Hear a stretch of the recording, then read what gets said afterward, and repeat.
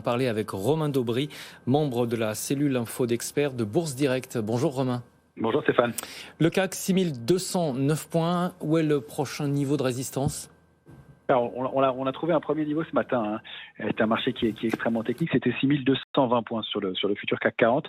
On avance par petits écarts, par petits paliers, dans des mouvements qui sont quand même maintenant assez hachés. Il y a des écarts de 10, 15, 20 points, pas beaucoup plus. C'est un peu de l'épicerie, ce qui se passe sur l'indice parisien depuis quelques heures, dans un marché en revanche qui est extrêmement technique. Donc c'est ça qui est intéressant. On avait un premier trading range qui était 6150, 6186. On s'en est extrait par le haut. On est allé chercher la cible suivante, c'est-à-dire la taille du même trading range, 36 points plus haut, 6220, 6221 points. Là, on est entre les deux.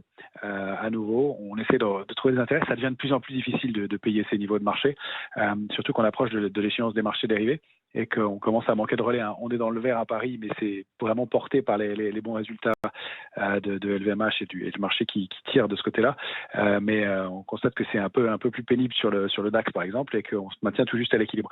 Donc on n'a pas d'alerte majeure, mais on sent que pour cette échéance, on a toujours de l'intérêt.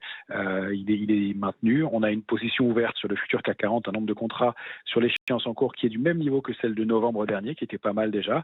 On avait beaucoup moins d'intérêt depuis quelques échéances. Là, c'est le cas. On en a déjà pas mal qui est reporté sur le mois suivant. Et puis, on a toujours beaucoup de couverture dans les portefeuilles. Au fur et à mesure que le marché monte et qu'on atteint des paliers, eh bien, les investisseurs continuent à se couvrir avec des options de vente, mais sur l'échéance en cours. Donc, l'échéance en cours est très protégée, préservée, à mon avis.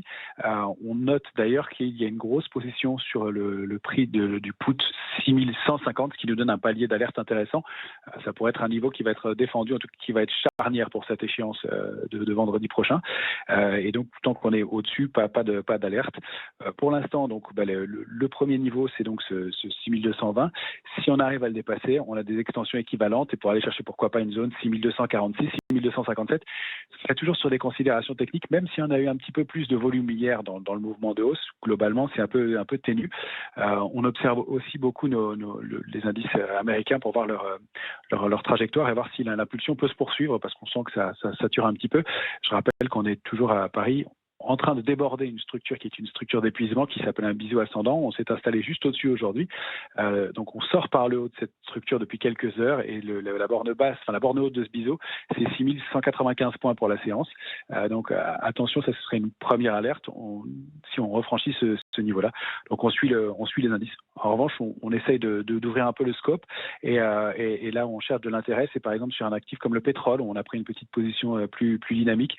On essaye de viser une extension là sur le Brent au-delà de 64-66 pour aller viser un premier niveau à $70 à peu près. Merci beaucoup Romain Daubry, membre de la cellule info d'experts de Bourse Direct. On passe